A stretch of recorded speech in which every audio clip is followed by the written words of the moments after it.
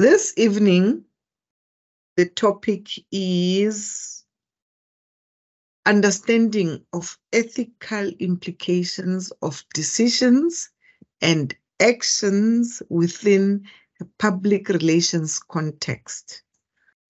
We all know that in many companies, in many instances, we find that ethical behavior is to be questioned.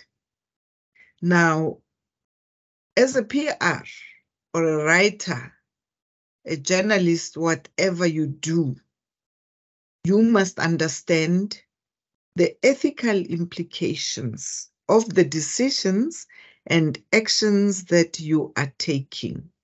What is interesting with our country is that there are policies in everything that we do. There are policies, even if some people decide to ignore those policies and do things their own way. There are policies that are guiding ethical behavior. There are policies that are helping each and every citizen to be ethical. But as human beings are human beings, they happen to ignore all those things and act against what is supposed to be done. Now, I'm just going to touch on a few things for you to be, you'll dwell deeper, for you to be ethically inclined and know the implications of not doing the right things ethically. When you take decision, when you act in public relation context, how is it? How should you behave? How should you act? Thank you. My next slide. Read that slide for me. A man is truly ethical only when he obeys the compulsion to help all life, which he is able to assist, and shrinks from injuring anything that lives. Please look at that slide and tell me, what do you think about it? How do you interpret it? How do you interpret this saying? A man is truly ethical only when he obeys the compulsion to help all life, which he is able to assist, and shrinks from injuring anything that lives. What do you think? Apply your mind. Try to interpret this saying, please. Let us interpret it our way. What do you think? What Albert was trying to say here to us? I think it says a man is truly ethical only when he is able to help those that he can help, and then not hurt those he's able to hurt or those he can hurt. Yes. What do you understand out of that? My question is, what do you understand? I think what I understand is that you should help those you're able to help, and then not hurt someone just because you can't hurt them. Okay. What are you saying? Not only you now, I'm talking to class. What are you saying with when we say when he obeys the compulsion to help all life? What does it mean?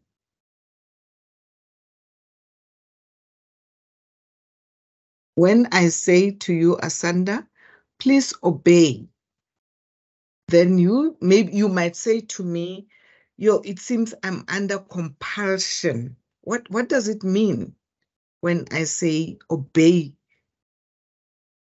the compulsion to help all life? Anyone trying to throw something in there?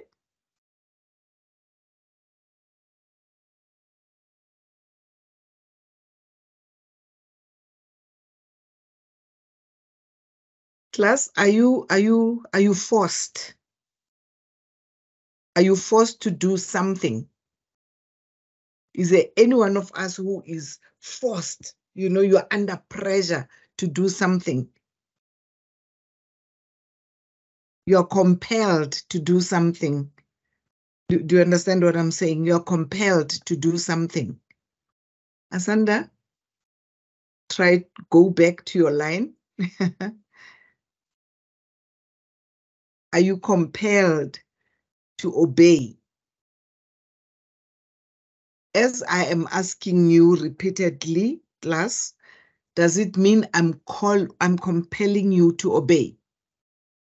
I'm trying to simplify the lines so that you understand. That is why I'm giving you this example that, am I compelling you? Are you obeying because you are under compulsion? Are you answering because you are under compulsion? Okay, let me continue. We all understand the word compulsion. You're compelled. We all understand the word obey.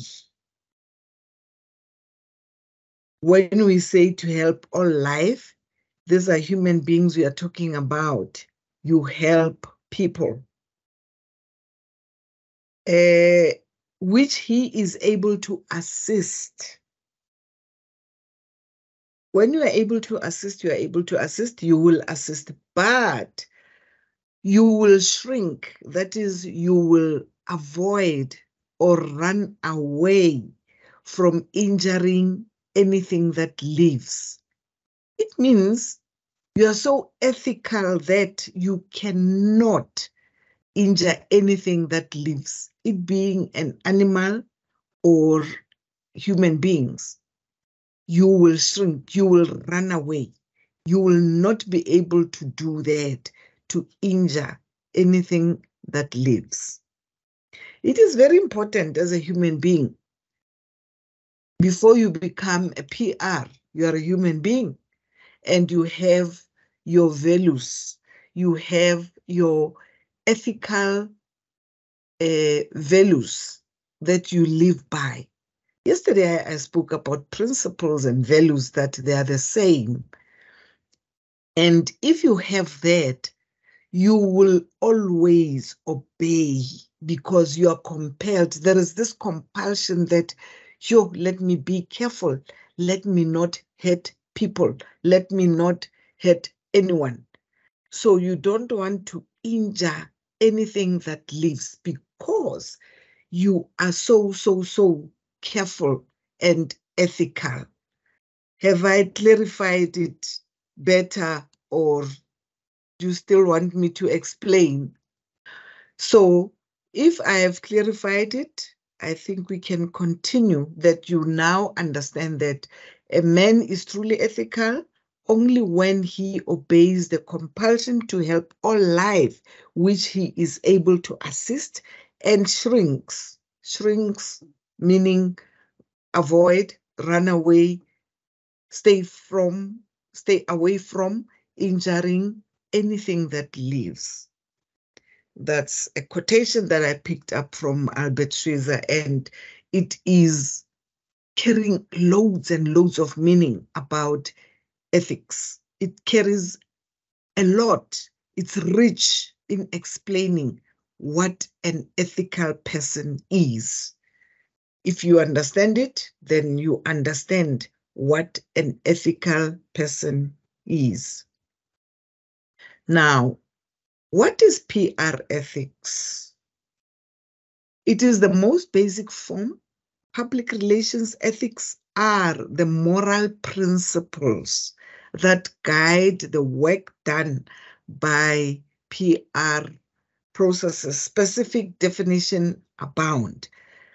If you connect what we discussed yesterday with today's statement that I started with, that you obey because you are ethical. Now, your moral principles guide the work you do. That one, it's not, we don't communicate, we don't argue, because I started by saying every company has got its own ethics.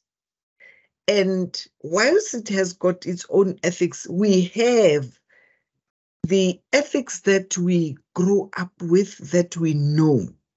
On top of that, the country's ethics policies guides us into our morals and principles when we start working or when we go to institutions. Not that we don't know these principles, we know them. Let me just take a simple example. You know that you are not supposed to lie about anything.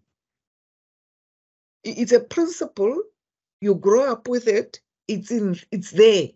But when you go to start to work, you start doing things, you start lying. You ask yourself, what happened to this person who knows all the moral principles? You don't shrink from injuring people, because when you lie, you injure people. You make people uncomfortable. You say things that are not there. So you are injuring, you are hurting, you are destroying people, which is not right. Now, the Commission on Public Relations Education defines PR ethics as a set of prior principles.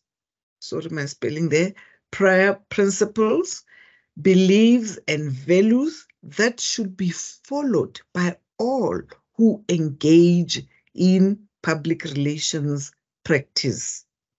It's a set of prior principles, beliefs, and values that should be followed by all who engage in public relations practice. Now, in this slide,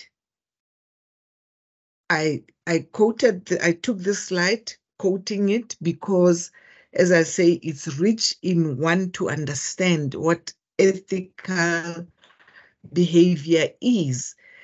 It obeys the compulsion to help all life, which is able to assist and shrinks from injuring anything that lives. Then, here, according to the Commission of Public Relations Education, CPRE, they define the principles, beliefs, and values that should be followed by all who engage in public relation practice. But I slightly differ here, because it is not only those who are engaging in public relations practice who are supposed to be ethical. Any person, as far as I'm concerned, any person can practice ethics. Actually, you practice ethics from childhood. Nonswagazi, welcome. You practice ethics from childhood. That is why I'm giving an example of lying. We all teach young children that don't lie, don't do this, don't do that. And meaning you are able to can communicate without lying. Matapelo, I see on the chat you say you didn't attend the 2 classes, so you are asking for the recordings. Mem Mbata will help you with that, I suppose. Thank you. So, going back to my slide, there are 5 ethical pillars to support ethical decision-making. By the way, when we talk about ethics, you've got to be very clear. Hence, I say ethics practicing is not for PRs only. It is for every person, because we live by our values and principles, and they all contribute to ethics. That is why there are policies written. Veracity, that is to tell the truth. If you are used to telling the truth, there is no way that when you get to a place where you are working or a situation where you have other people, you will decide to be a liar. And when you become a liar, I think you will also feel that, but I've said a wrong thing. I don't want to say the Bible says don't lie, but generally it is known from childhood that you are lying.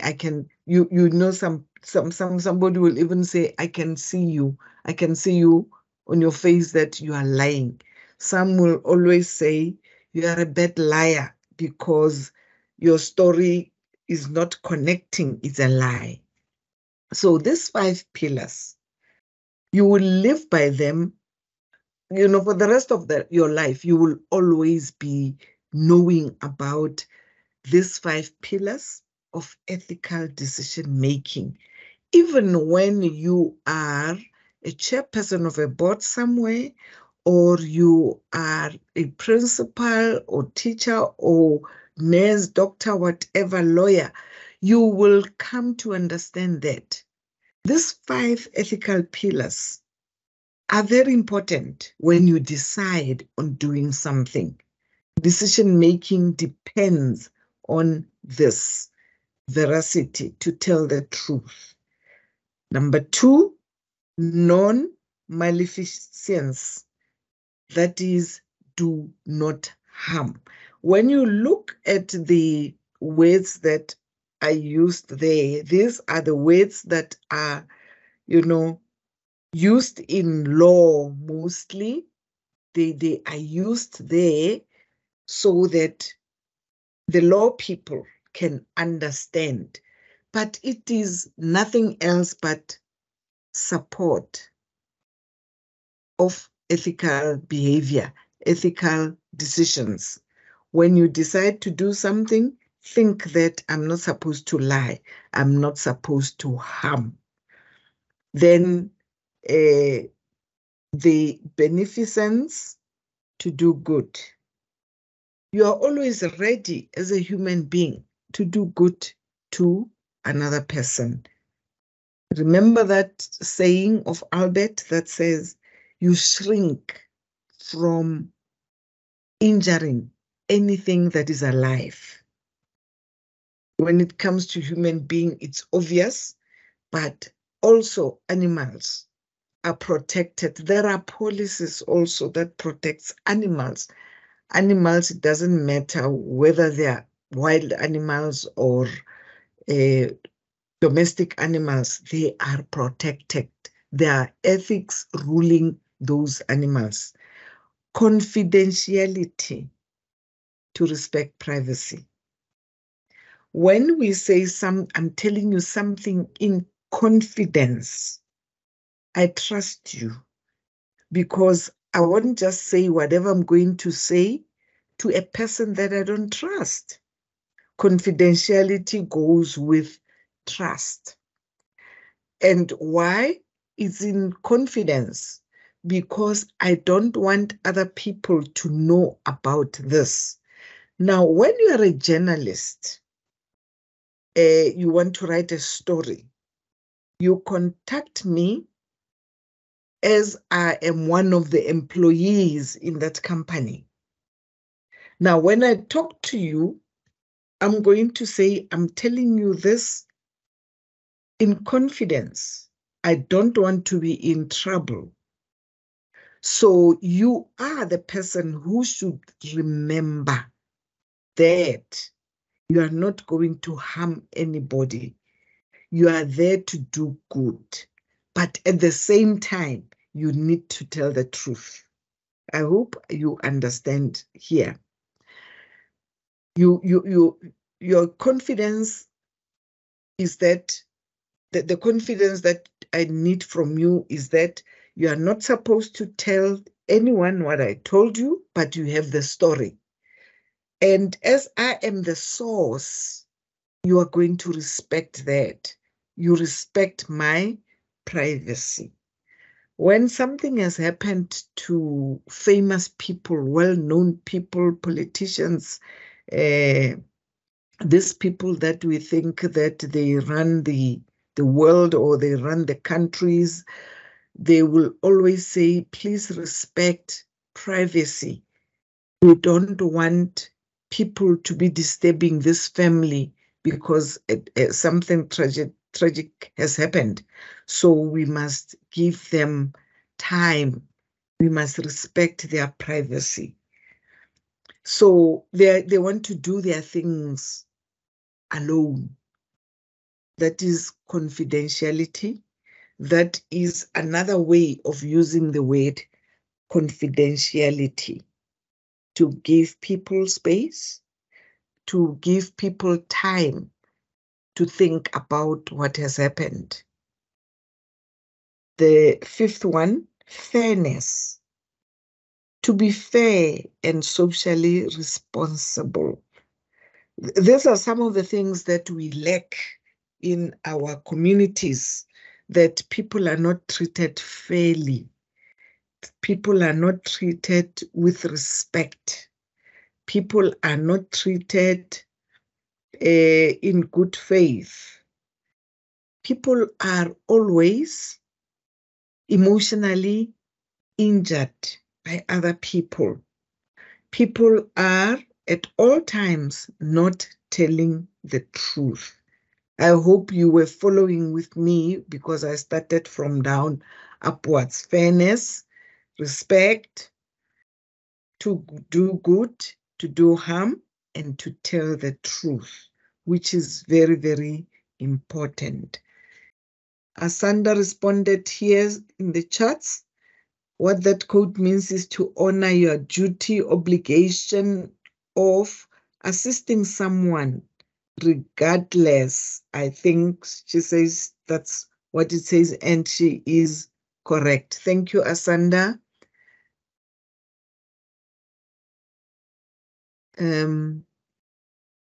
I said I'm pausing so that you can add or ask for clarity to what I've just said about the 5 pillars of ethics.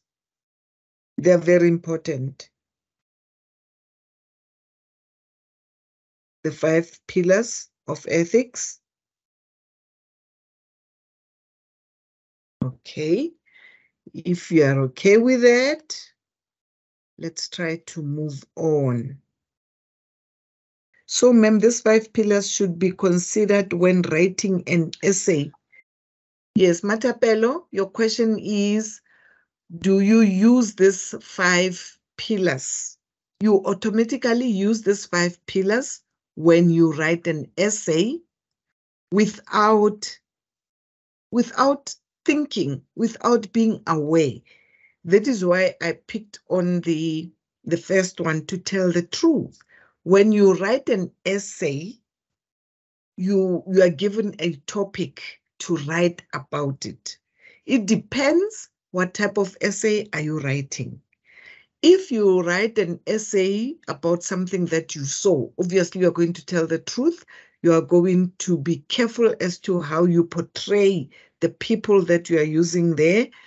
And you'll ask yourself whether you are allowed to use their names or not. That is part of ethics.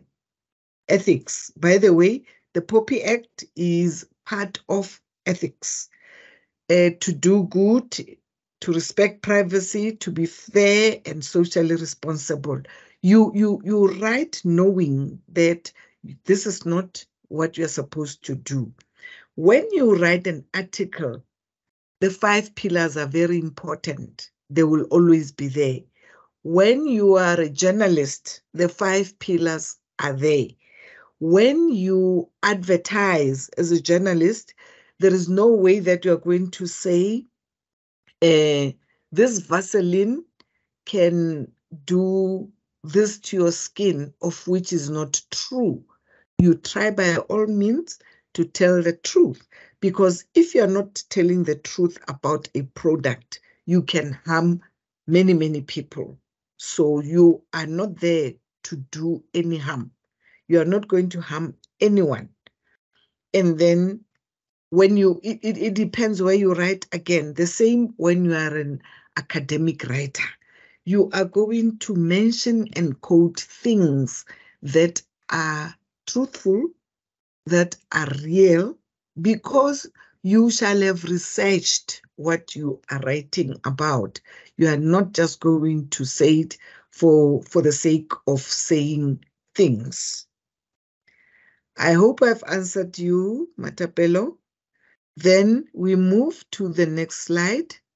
In theory, each principle is of equal value, which means that it is your challenge to determine the priorities when 2 or more of them are in conflict. That's very, very, very important. Each principle is of equal value, right? But it is your challenge to determine the priorities when 2 or more of them are in conflict.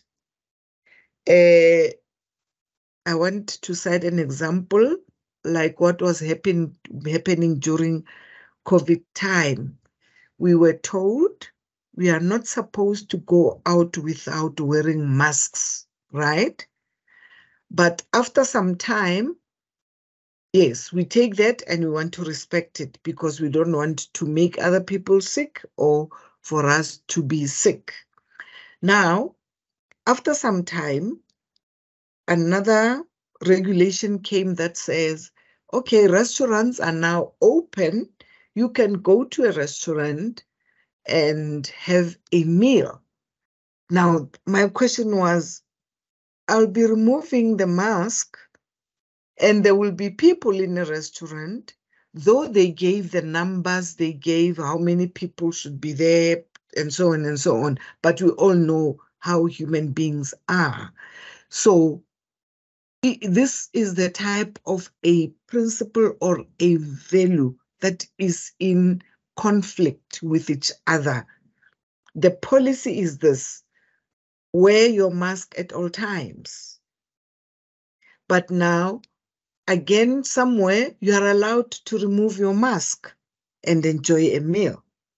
So those are the things that we are talking about when we say it is a principle, but it is in conflict. It's a rule, but it is in conflict.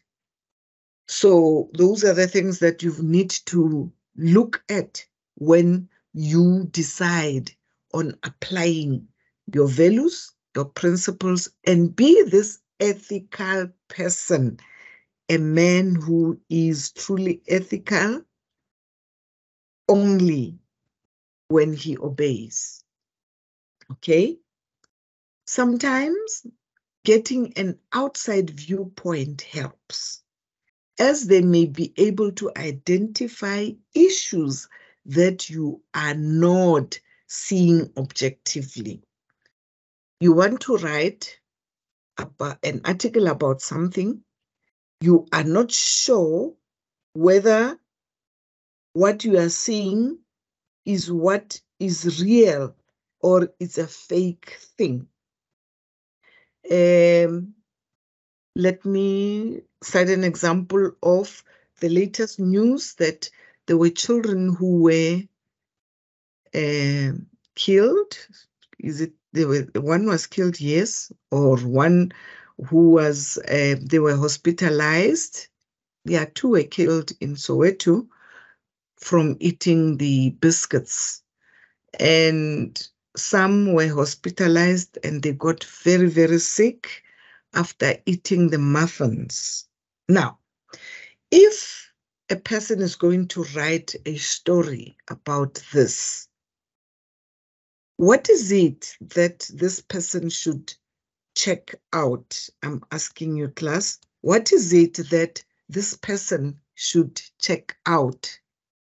Whilst I'm waiting for your brains, let me read from the charts. Asanda says confidentiality is respecting someone's privacy. When writing a report or article review as a public relations practitioner, are you not supposed to state your source or reference, or it depends on what you are doing? In public relations, Asanda, it depends, you are right, it depends what you are writing, but you are not going to state the source in an article that can put somebody's life in danger. The source will only be known by the company and the people who are supposed to know about the source. But to give the source in public, you must be very careful that it's not going to injure, it's not going to make this person's life to be in danger. You will be injuring somebody's life by so doing. But not that nobody knows about your source. No, people know about your source. It's just like when I want to comment on something in a newspaper, I have to show my credentials. I have to say who I am, though I don't want people to know, but the publication knows where did they get this information from. But in academic writing, you are referring to your sources. They are your references. You are going to show us, you are going to tell us, where did you get that story? Which book did you read? Or which article did you read? So you must be careful. It depends, where do you get your stories? I hope I've answered you, Asanda. And another one on the charts, I like, for example, in the news, the victim and the perpetrator's names are not mentioned, right? Sometimes in the news, if, for instance, some child, very young child, is been raped, you'll never hear the name of that child. But you can hear the name of the adult, the perpetrator. But the victim, it depends if the victim is an adult or not. If the victim is an adult, then the names are sometimes said.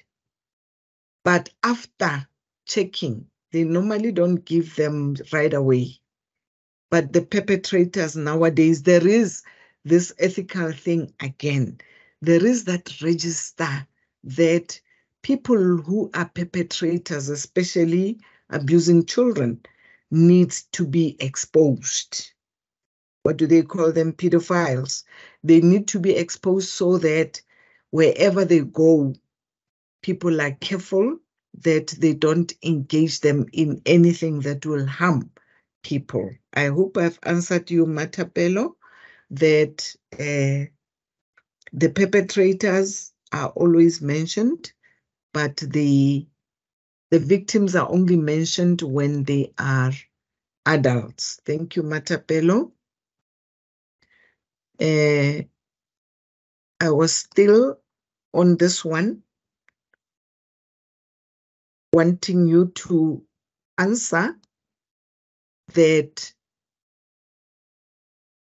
What is it that helps as an outside viewpoint, as they may be able to identify issues that you are not seeing objectively?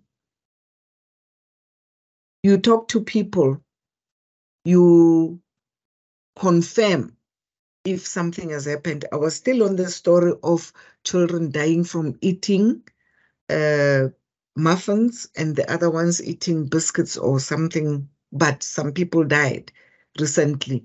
Now, when you find a story like that, you want to tell the nation about what has happened. You were not there, but you want to write a story. You are going to find help from the people who were there. Their viewpoints are going to be very important to you because you are going to be relying on them, their information. And how you put that story should be not far from the 5 pillars, because if you are not going to tell the truth, the truth that you'll be telling, it will be from the people who were there or who are there at that point in time. And at the same time, you don't tell us who told you publicly because you don't want to harm them. You respect their privacy. And you go to this one to be fair and socially responsible because this is a social issue. It's open. Everyone wants to know what happened. Everyone wants to hear you as a journalist, how you are going to put it down. What is it that you are going to tell us? Hearsays will come. They will tell you they bought the muffins from this person. It's a hearsay, but it's real because the children know that they went there and they got this from there. So when you report about this, you'll make sure that you don't tell us about the names of the children. I don't think one of us saw that. No names will be told, but the story will go out. And the people who were selling or who are selling the muffins are adults. They're in business. They have to be exposed so that the aim of telling people of the dangers in our communities are exposed. That is why they are told. Okay. Why is ethics important in public relations? Remember, I think partly this one I have already answered, that ethics is very important because ethics goes hand in glove with principles and values. Obviously, every profession has both bad actors and champions. Every profession, every profession, I mean work. Every profession, I mean, if I don't know, even the lowest job that you can think of, it's a profession in this regard because somebody's doing something. We have both bad actors and champions in every place and every way.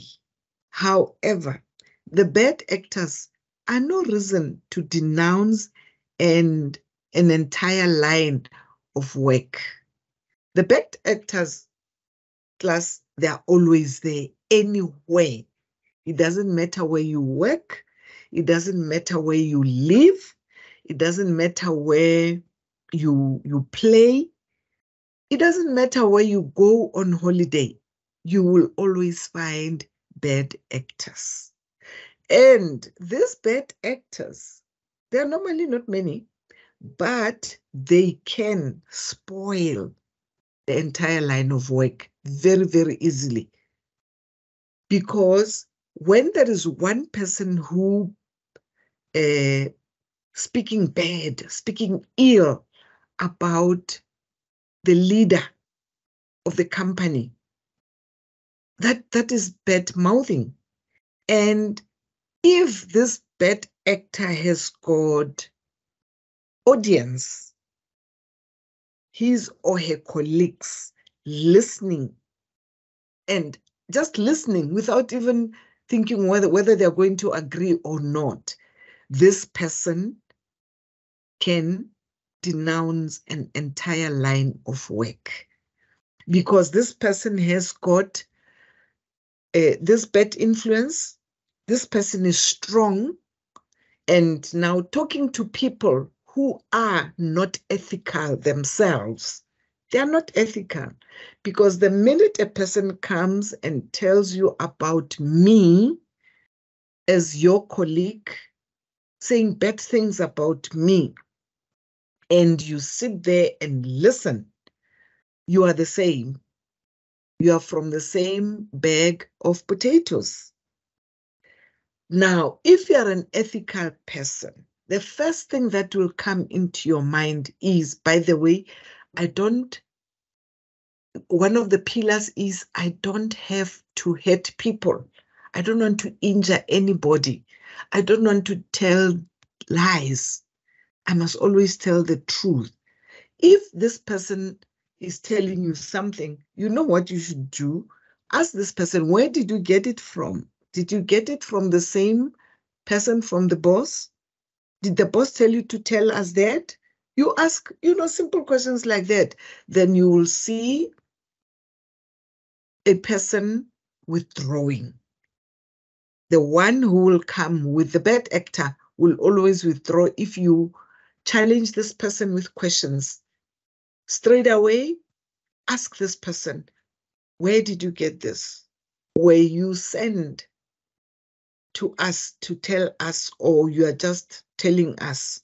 Even if the bad actor is right, whatever he or she is saying is correct, it's happening somewhere, but it is not his or her responsibility to tell us, especially gossiping. By the way, this is just pure gossiping. But the champions of the profession in any way, there are always good people. We call them champions in PR. They are the champions. They adhere to the ethics. They adhere to all the good things. They see good in each and every person. Those are the people I'm talking about.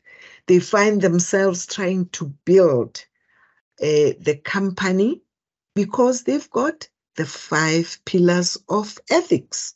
It doesn't matter where. At the same time, ethical behavior is inherently required in public relations space. For one, PR pros advocates for clients and are a trusted source of counsel. PR pros have a fiduciary responsibility in building trust and are often called upon to be the voice of conscience in organizations and companies. So there is an ethical responsibility both to their publics and to clients.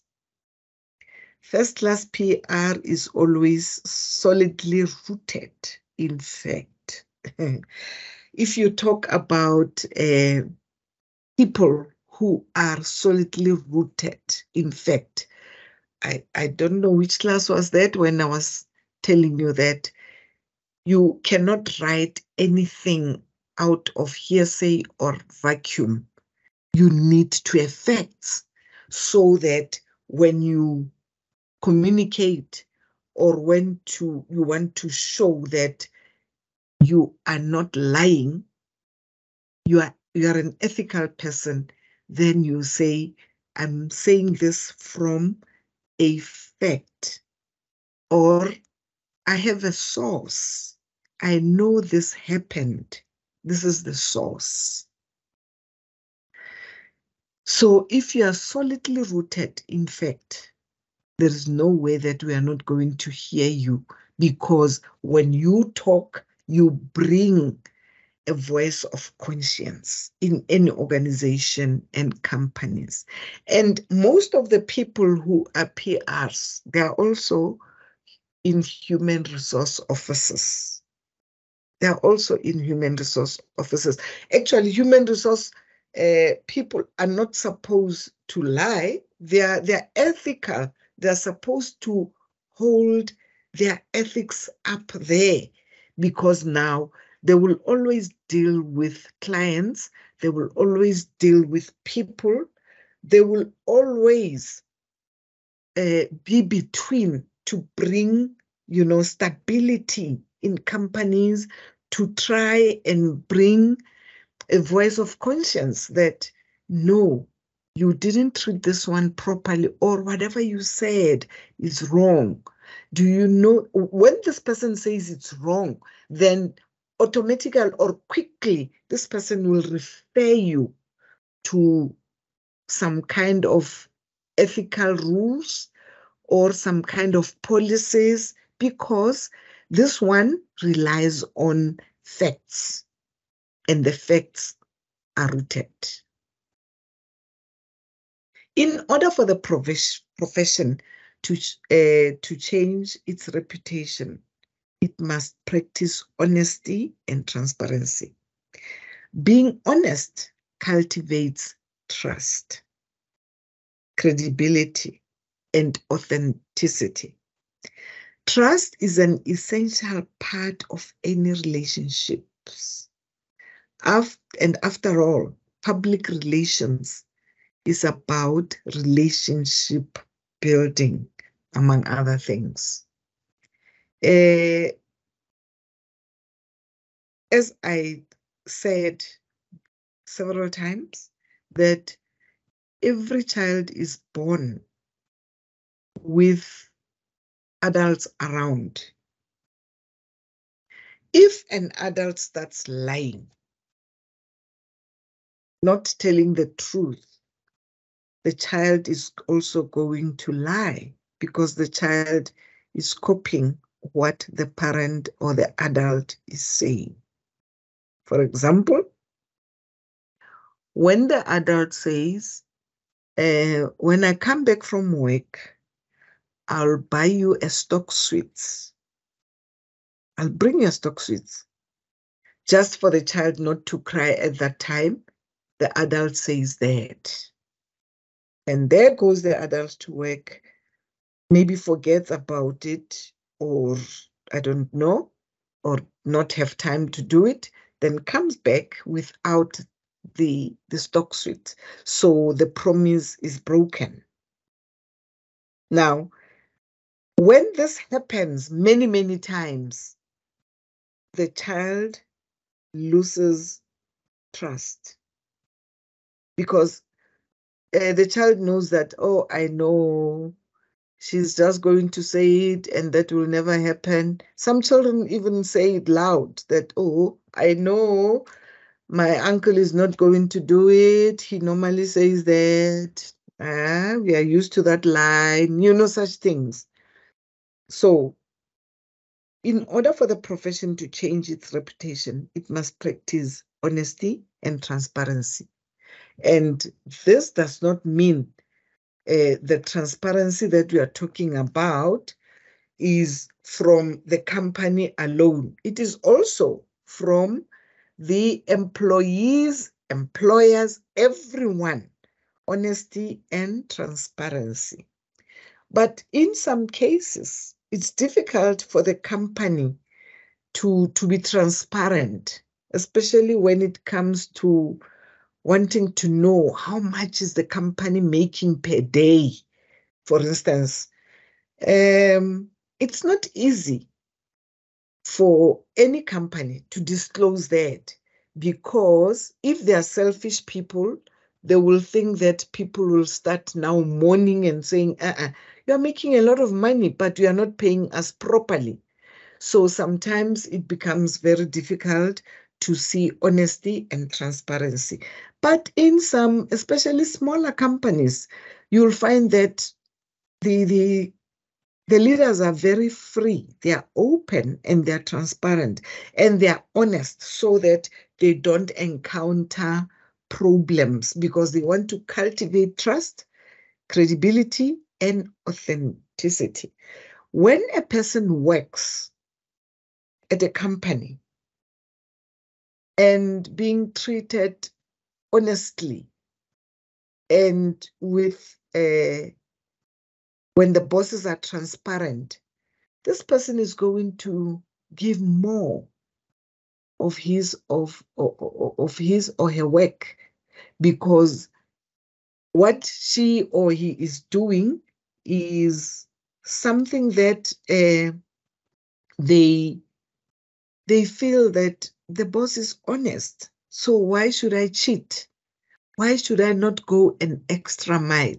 By the way, class, it is the ethics that builds a person to go an extra mile in his or her job.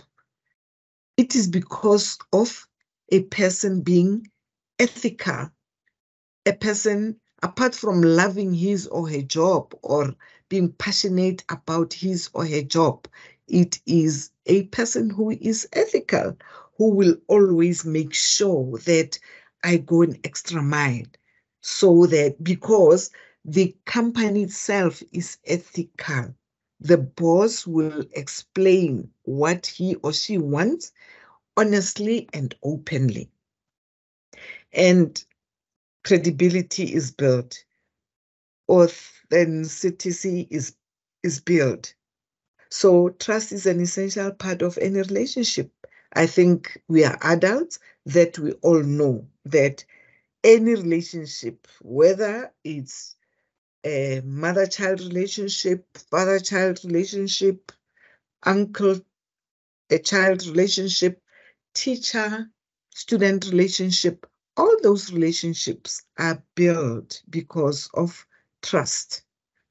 If I mark your essay and I promise that you will get your books tomorrow, or give me 2 days, I'll be done with the marking of your essays.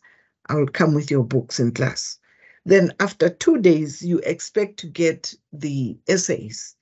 And here I come to class without your books. I come with a story. The first time you will just listen. But most of the time where teachers lose trust is when, especially when children wrote a class test or a quarterly test, whatever test. Anyone who's written a test is anxious to know the results. You are anxious to know, how did you fare? Now, the teacher is expected to have time limits to say, okay, we wrote the test today. I can only finish marking because the class is so big. You are 50 in class and the test is a bit longer. It's a quarterly test. I can finish on such a date in a week's time or so. It is, it can be so pleasing if the teacher can finish before that date. The trust from the students will build. But if the books are going to come after 2 months, just before the other test is to be written, I don't think that class will be happy, and I don't think they will trust the teacher. Trust is very, very much valuable in relationships. So I hope we try by all means to be trustworthy in anything that we do.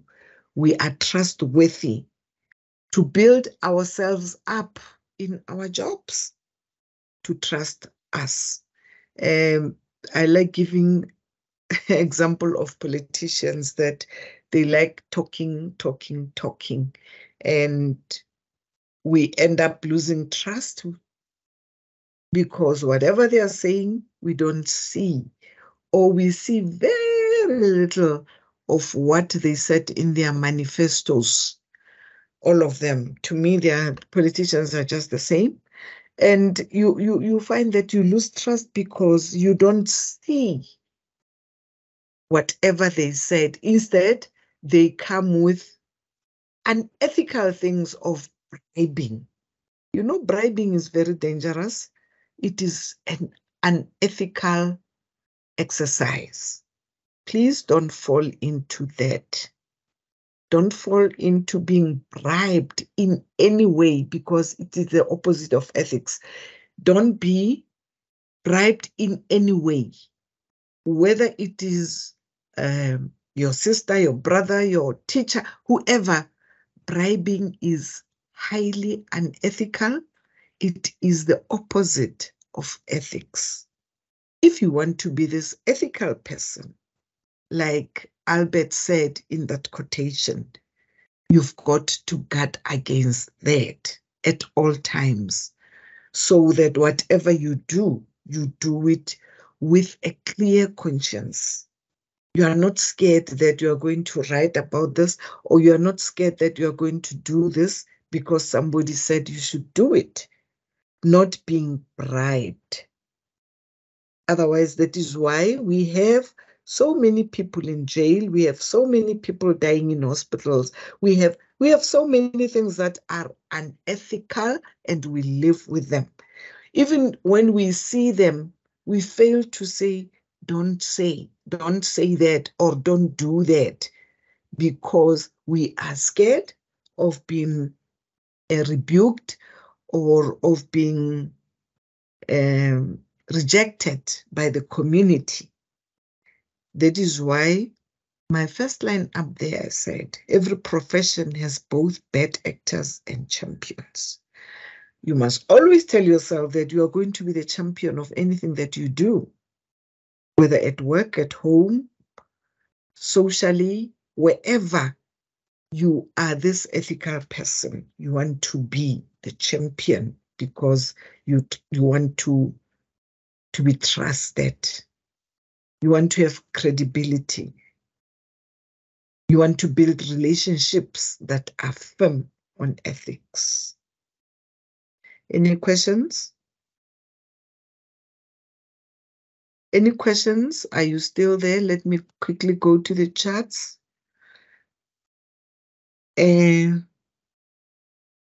Asanda says, you need to put allegedly on the shop owner's nationality, unless that has been confirmed.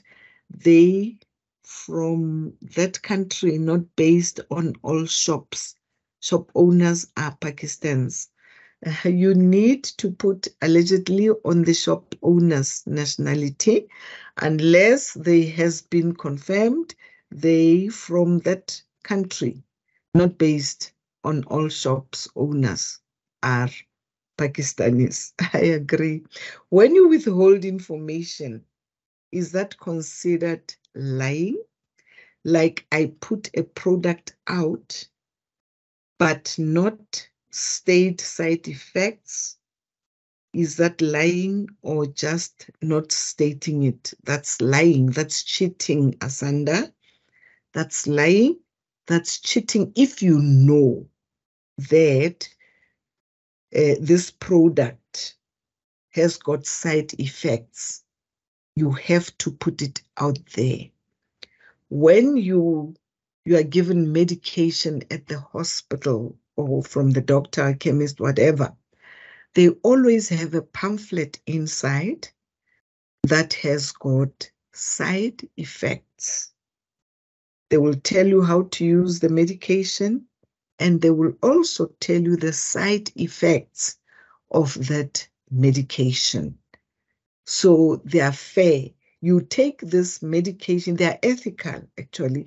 You take this medication knowing very well that I might have headaches, I might have cramps. Those are the side effects from this medication. So when you withhold it and you want us to take the information, you are lying. You are lying to us. Because as an ethical person, you cannot just not state something. You have to state it. You have to say it. I hope I've answered. The shops that are selling these things, I'm not going to comment on that one. Thank you. Any other input? Any other input? Hi. Are you back, Asanda? Thank you. I, I have a very controversial statement on the trust, ne? If I Yes. come or whatnot. I'm gonna use our university, UNISA. Yes. Fine. So UNISA, like for example, when it's registration time, beginning of the year, ne? Mm-hmm. So they will do statement one that on the 15th of January closing registrations, ne? Mm-hmm.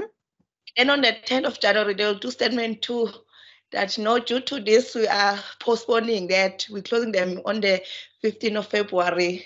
Mm-hmm. Then 15th of February, they will do another one. No, we're Mm-hmm. doing it again on the 30th of, like, okay, 28th of February. Like, we all know with UNISA, whenever they say they closing registration on this date, we're like, oh, UNISA, it's fine, don't worry. We know 2 days, 5 days before that date, you're going to send another statement that we are postponing. So I think they should just say that they're closing their registrations in March because that's what they do every year. Everyone knows it. We all comfortable with it. We've complained there's no changes, so they must just say we're closing our registration in March, not all the statement that they put every other 2 weeks before the deadline. What is your query? What is your question, Asanda? You want to say I was they are not ethical or they are lying? They are not ethical because they are changing their story like every time. Like they do not stick to one thing. They are changing their story every time. So we know what UNISA. Okay, it's fine. They are gonna change it anyway. So they always changing. Okay. For me to answer that one, I'm not defending the university, but I want you to be aware that there are things like registration. It is not handled by one person. For instance, UNISA is very big with many modules, many degrees and diploma certificates and stuff like that. So sometimes one department can be comfortable with the date, and the other one, because of, again, the influence of the students dragging their feet or not coming, or some are there. You see that this student wanted to apply or they applied, they're still missing this. Now they cannot just close the door to say, let's just close them out because it's the closing date. No. It cannot be like that because they've got to give service as an institution, as UNISA, as an open line institution, serving many people throughout the world. So they're not only looking at that small entity. My thinking always is that that is the cause of changing or adding dates or postponing and doing this. But when you look, we cannot say they are not ethical on that one because they are dealing with different entities. So one day you will say, we know that they will close in March. What if the systems are changing? They have refined the system and they close on that day. And you find that many students are still closed out. Some are still waiting for the certificates, like the matriculants, they're waiting for their certificates, their results. They are this, they are this, they are this.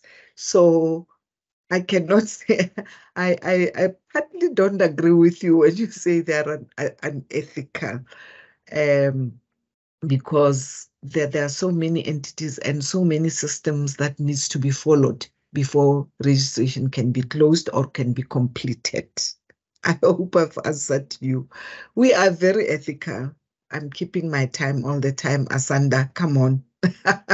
So, thank you, No thank you very much for your comment, and you are raising it because you see it all the time. Thank you very much, and I think my colleagues are listening that you are classifying our institution. This will be your alma mater soon. You are classifying it as unethical. Thank you very much. Any other comment? That was quite an interesting comment. If there is no comment, let us continue. I'm going to the next slide. Can somebody read that? Words are, of course, the most powerful drug used by mankind. Shoo, what are you saying about this one? Remember the first one? The Albert one you didn't answer. I answered myself. What are you saying? What do you think about this one? Words are, of course, the most powerful drug used by mankind. What does that mean? What is it that I want to portray here, class? Words are the most powerful drug used by men. What do you think? I think that they're the most harmful thing or weapon used by mankind, because words once said, they cannot be taken back or erased. They are out there. You're right. Words cannot be erased. Matapelo? Hi, ma'am. Good evening. Ma'am, words are very powerful. Like they are very persuasive. For example, in poetry, you can literally feel the emotions of the writer or put yourself in their shoes, and they can make you change your behavior. Like they can educate you, they can warn you about something that you never knew about. Yes, thank you. Lovely. Thank you very much. They are powerful. You are both correct. They are powerful. And I like your example of poetry, that a poem, when you read it, you can feel, you can hear the person's emotions. Same as music. Music is poetry, by the way. Well, I'm not talking about today's music. I don't understand today's music. I just hear doom, doom, doom, doom. I don't know what is happening there. But real music, the lyrics will talk to you. Poetry, the emotions. So words are very, very powerful. Words are dangerous. You can use words. That is why this quotation says it's a powerful drug. A powerful, powerful drug that is used by mankind. And you are right again when you say something to someone, you cannot take it back. It registers in somebody's mind. The word registered in other people's minds, and they are there. If those words were hurting, this person will be hurt for quite some time, or for life at times, right? If these words were making this person happy, the same thing. This person will be happy forever. Never forget what you said. Person. So it's a very dangerous drug, and it's powerful. That is why we've got to be careful how we use words, how we apply words to mankind. You know, in Setswana, even if I'm not a Motswana, but I grew up with Botswana, they say lefoko ga le bue go bua monwana, meaning whatever I say to you, I cannot take back, as you were saying. But if I hit you or point at you, I can always withdraw. Maybe I wanted to slap you, then I said, yo, this is wrong. Then I put my hand down. But words cannot. Thank you for your inputs. I really appreciate it. My next slide. Public relations professionals have the power to sway and alter public opinions and therefore must consider the implications of their influential messages on others. As the saying goes, with great power comes great responsibility. I hope we understand that. With great power comes great responsibility. I don't know whether it was in this class when I once said, our country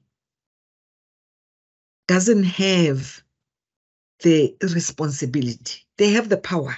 We all have the power, but we don't have responsibility, especially those who are in the head of whatever, the ruling party, head of companies, head of institutions, head of, the responsibility needs to be there because you are in power. You are powerful. Whatever you do, whatever you say, people are going to listen. But if you're not responsible, things changes. If you are not taking responsibility of what you are saying, you end up in courts arguing with people because your power swayed people to do or influenced people to do things that maybe you set them on purpose or that was not your plan. But now if you have this power as a public relation professional, you've got to be very careful what you write as a journalist, what you say as a speaker to people. What you write is going to be listened to other people. When you read the news, fortunately, you read the news that are being, if you're a news reader, radio or television, whatever, you read the news that are being edited, they've been checked and so on. So yours is just to take that document and read it out. You are not too much in trouble. But say there is something that your bosses didn't see, the editor and everybody else. And while you are still studying the document, before you go and read the news out at 7 o'clock, it is your responsibility to make them aware that, hey, I see this line and I think this line is going to be misinterpreted by the public. So you've got to be careful what you are saying, what you are doing. Especially now, in what some call the post-truth era, when misinformation, fake news, disinformation, propaganda, and deepfakes are an everyday concern, ethics are paramount to earning trust. In the past, the word fake and fake news, fake life was not very popular. But nowadays, it's so popular that this thing is fake. This thing is not correct. It's disinformation. It's propaganda. It's just things that are not there because people happen to be at the helm of power, and they forget that they are still human. They are not supposed to hurt or injure other human beings or anything that is alive. They come with things and people give them this, they give them names, they do all different types of things. Trust is one of the most valuable assets communications have, but it is also the easiest asset to lose. We spoke about it earlier. You can lose trust with a very little thing. Like Eunice never give us one date to be the closing of registration. Trust disappears. Students will always think, older students will say, I know they'll do this. And those who are new might be convinced that you are right.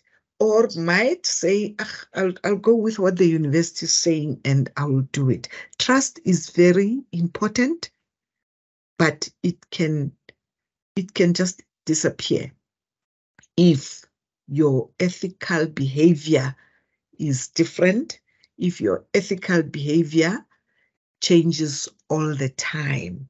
You know, in our country, I can cite so many examples from government issues, from work issues, hospitals, courts, all over. I can cite lots and lots of ethical issues. And I think as I'm talking, you also think of so many unethical things that are happening around us. But we don't take charge of that because we are scared. Remember, some people died because they told the truth. So they died. And who can still do that? That is trust. You don't trust the people that you are telling the truth because they are not going to keep the source. And because they didn't keep the source, they didn't respect, they didn't apply the 5 pillars of professional relations. Now somebody is killed, somebody died. It's still continuing and continuing. That is why I say, I can say, you know, I can take all the time talking about trust in our country. If there is no comment or addition, can I continue? The following organizational ethics factors were examined. Now, I'm moving towards what you might encounter in organizations and how to deal with it quickly. Presence of ethics code, top management support for ethical practice, ethical climate, perceptions of the association between career success and ethical practice. Analysis revealed that the presence of an ethics code, along with top management, support and a non-egoistic ethical climate within public relation firms significantly influenced public relations professionals' ethical practice. I said, these are factors that were examined. Whether do companies have ethics code? Because the country has got ethics code, which is normally ignored or forgotten about. Now, we are talking here about organizations. Does the top management support for ethical practice? What about the ethical climate? You know, the ethical climate, you feel it when you go to any organization, that this place, they understand what ethics is. Same as you go to somebody's home, somebody's house. When you get there, you find the families there, the children are there. You can feel the ethical climate. Let me cite an example of that. You come to my house, you find me with my children. As I open the door for you, you are greeted, warmly greeted, you are welcomed, you are given a seat. Then the children will move away because the adults are here, they are going to talk. Or the adults are they want to be free because there are things that they cannot say in front of children. That is part of ethical climate that I'm talking about. Perceptions of the associations between career success and ethical practice. Career success is very dangerous because people will go all out to want to be successful in their careers and sometimes end up being unethical. I'm not going to go deeper into that one. they want to be successful, they end up being unethical. Let me use an example of a financial advisor, the one who sells policies and products out there. You realize that it's towards the end of the month and you didn't make enough money, or you're not going to get enough commission. So you end up doing unethical things. Unethical things like you make people to sign for policies that they don't want, you persuade them, you give them this, you tell them this. That is very much unethical, but you do it anyway because your career is in trouble, or your bosses are going to see that apart from you not making money, your bosses are going to see that you never submit anything. So you go the wrong way, the unethical path. That's the example I'm talking about. So it is very important in building your career ethically. You know, when a post has been advertised, you apply. If you are invited for an interview, you prepare, you go there, and you are going. If you get the position, you get it fairly and freely with a clear conscience. You are not going to occupy that space knowing that, by the way, I didn't get this fairly. I bribed. Remember, I spoke about bribing earlier. I bribed, I gave somebody some money so that I can get this position. That is not right. Imagine if all of us, the whole country, can be ethical. If we can all have those 5 pillars working in us, in every institution, wherever, tax rank, wherever, it doesn't matter, train station, we use those 5 pillars, how will our country be like? Everything will go smooth. Everything. When a person hits you, go to the police and say, this person decided to do this to me, and the policeman treats you ethically. Imagine how our country would end up being, because everything will be very nice and acceptable. Proposed structure. Just mentioning this, I'm just preparing you.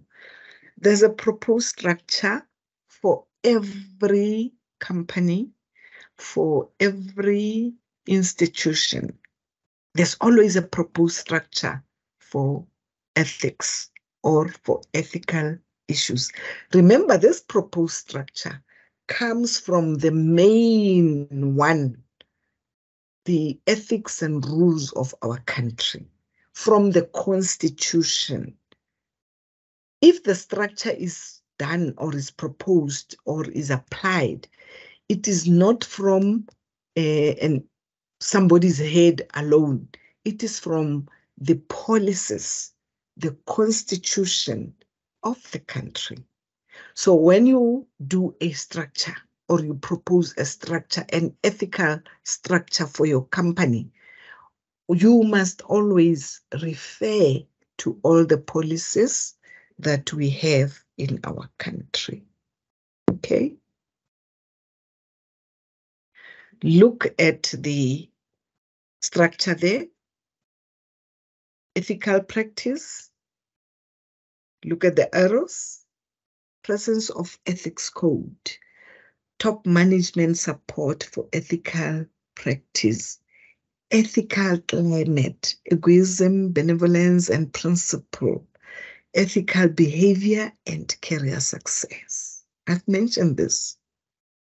But now when you put it into practice, you'll want to follow some of these things. By the way, some of you might be lawyers and you'll be able to can deal with this when somebody is complaining about a company and you have to represent this person because this person feels he or she was not properly treated, the first thing that you will want is the ethical practice of that company. How are things done? Because what your client is telling you, things are not done correctly. The client is offended. So you check the ethical practice, that is the presence of ethics code. Every institution, there's an ethics code. Top management support, ethical climate, ethical behavior. So the ethics code is what we do, what we agree upon. At home, you know, there is this ethics code that you cannot enter somebody's room without knocking. You've got to knock. It's an ethics code. You're just showing respect. It doesn't matter whether that room is a child's room or an adult's room, but the code is you've got to knock before you enter somebody's room. You need to be given permission, especially if there is someone inside the room. It's an ethics code. Those are the simple things that I'm trying to show you. So all this, you need to check in a company if they have that. Even when you are employed at a place, sometimes just, check if when you see that these people are doing things that you don't think are ethical, just ask if we have an ethics code.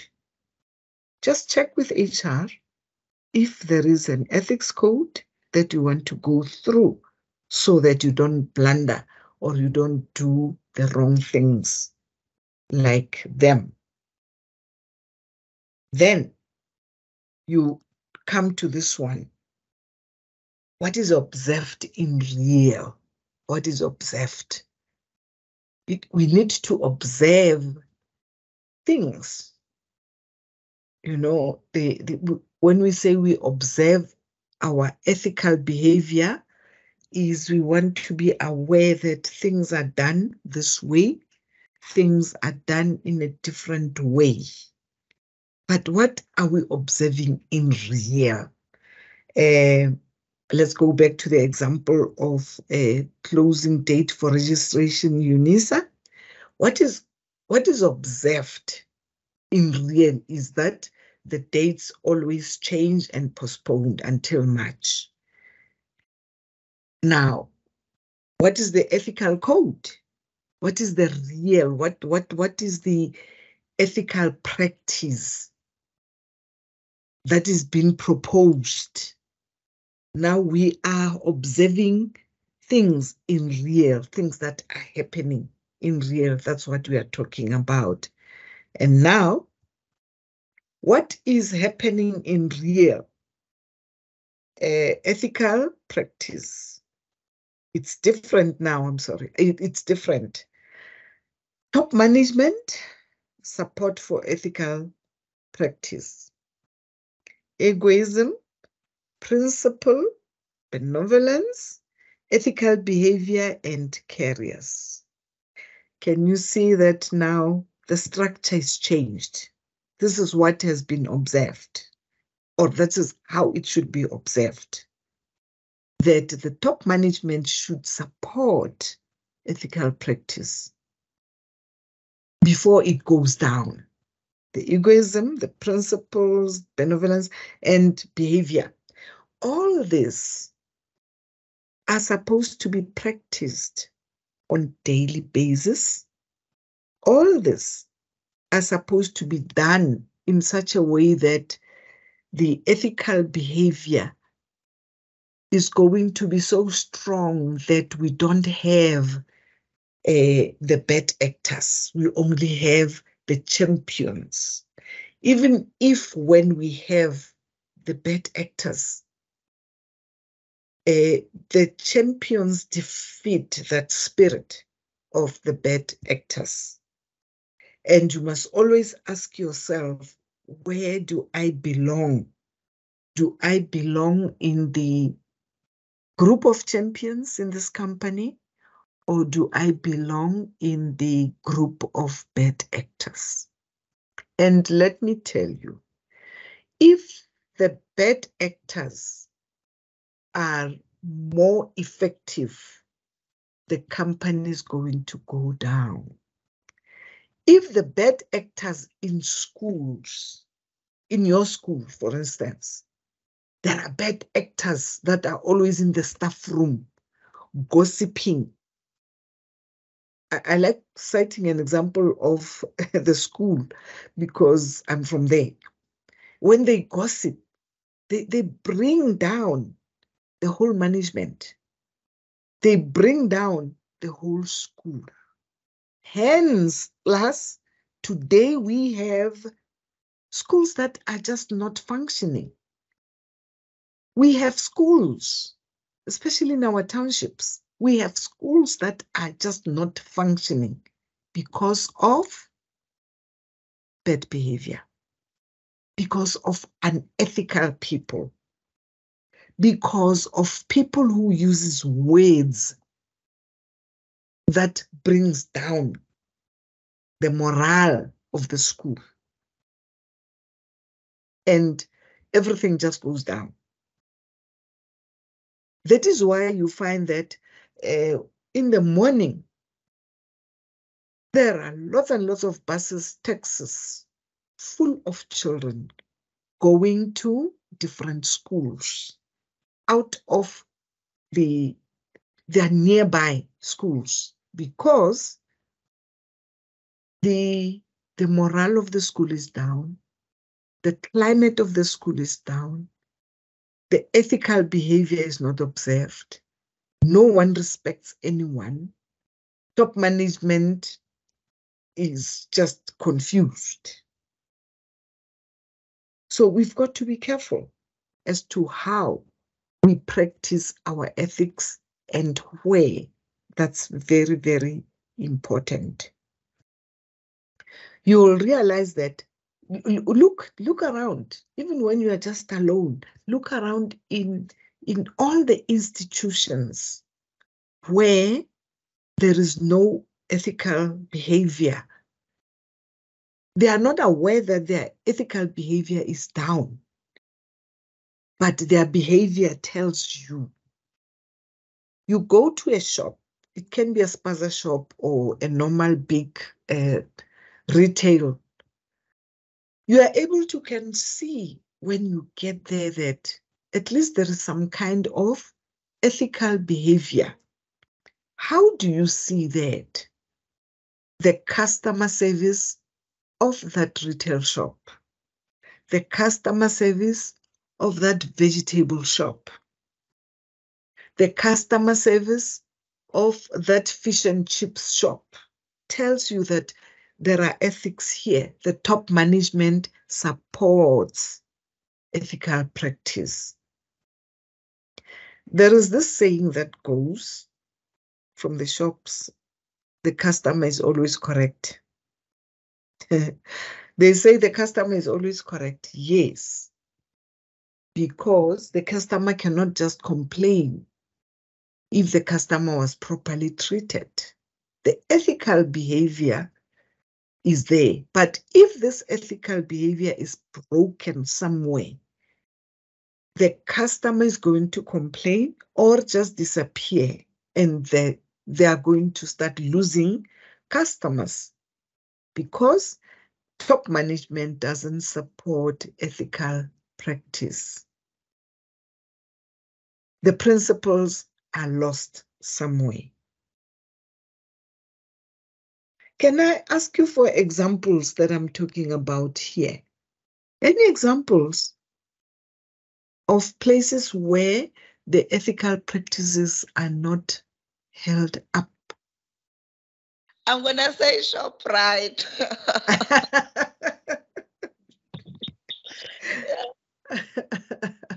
What's wrong with ShopRite?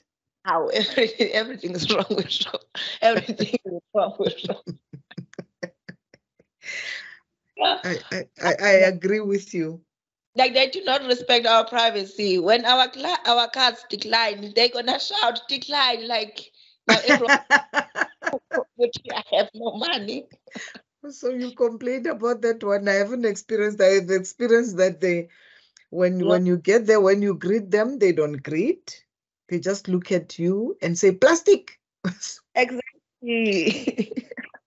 Just say plastic. So the ethical, the it seems the training of their customer care services is lacking a little bit. And when you speak about privacy, they speak very, very loud as if you did it on purpose, of which Like, you didn't do it on purpose. So that's your example. Who was that? People from Shoprite will take us to court. Matapelo says police stations. Let me read Matapelo's chat. Police stations, especially the ones who assist us to certify documents, they chat more than working. Yes, this one I can also attest to it. No ethics at all. But when you look in some of these government places, they have written Batu Eli. They've written Batu Eli, meaning they will serve the people first, but they talk and just use the stamp and what have you.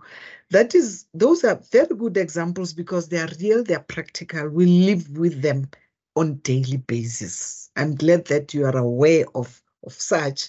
And when you go out there, you will try by all means not to be that person, not to be part of the unethical group or part of the people who are not really interested in building our services, in building our nation, in building our ethics lives,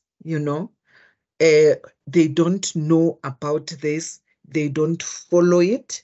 They don't even know how to go about their principles. Thank you very much for sharing. Now, the one that troubles me is this one, the last one, career behavior and career success. Ethical behavior and career success. This has made some people, top management, to be despised because of this one, ethical behavior and career success. People want to see themselves up there. It was in this class yesterday when I said, I don't understand when politicians say the person has built herself or himself up to be there. Then I asked myself, what is the progression? What is it that this person has done to be up there? Because I don't see it. But they use such statements because they seem not to understand the ethical behavior and career success. Because to me, when they say that, I'm thinking of career. I'm thinking of profession. What is it that you can get as a politician up there, just to be called what, the secretary or the treasurer or whatever? Let me state this. I always say there is no school for HOD. HOD at school, in companies, wherever. There is no school for HOD. There is no school for principal. I once mentioned this. There is no school for principal. We don't have a qualification that says, I want to be principal, so I want to study to be principal of a school or principal of anything. I want to be this. No, there's nothing like that. But because of hard work, because of taking extra duties, because of being ethically clear about your behavior. Those are the things that makes you to be appointed when you apply, when there is a position to become an HOD, to become a principal, to become a manager. But there is no school for that. You went to that to study and become just an employee of that company. But because you have managerial skills and you studied management, at least there are courses that can equip you to become a manager of anything.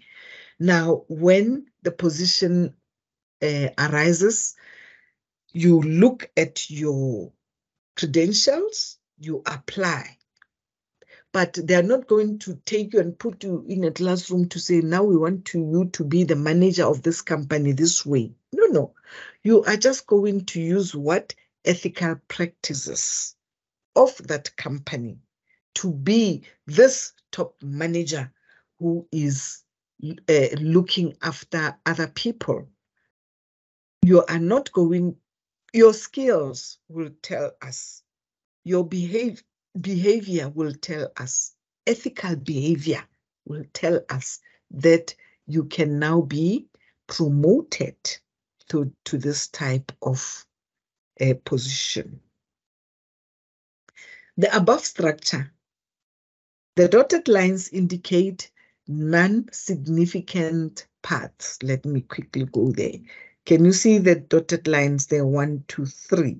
They mean they are non-significant paths. The solid lines indicate significant, very important. They've got to be practiced. They've got to be there. It doesn't matter. These ones are just adding to the ethical practice, the dotted ones. I just thought I must explain this also. The numbers outside the parentheses indicate standardized coefficients, and those in parentheses indicate standardized errors, right? These ones, the numbers that I'm talking about, this one is a minus 230, this one is 162. So these are the things when you are in PR, you look at before you do anything. If you want to study, you want to be a chartered secretary, your ethics must be up to scratch because you are the one who's going to draw this. You are the one who is going to draw this for your company. Or when you find that you are being employed at a company that has got this without applying it, now you are going to modify it. You know, what is it that needs to come? What is it that needs to be done so that this company should be successful? Then you are clear. By the way, I always say, when I give you some of these things, if your path is relevant to what I'm saying, you are going to go deeper. You are going to research. You are going to check. Okay? Do we have any questions? I am so blessed this evening. I never had a hiccup. I've been straightforward for the past 2 hours without being disturbed. Thank you very much. If there are no questions, I will see you in a week's time. That is on the 24th.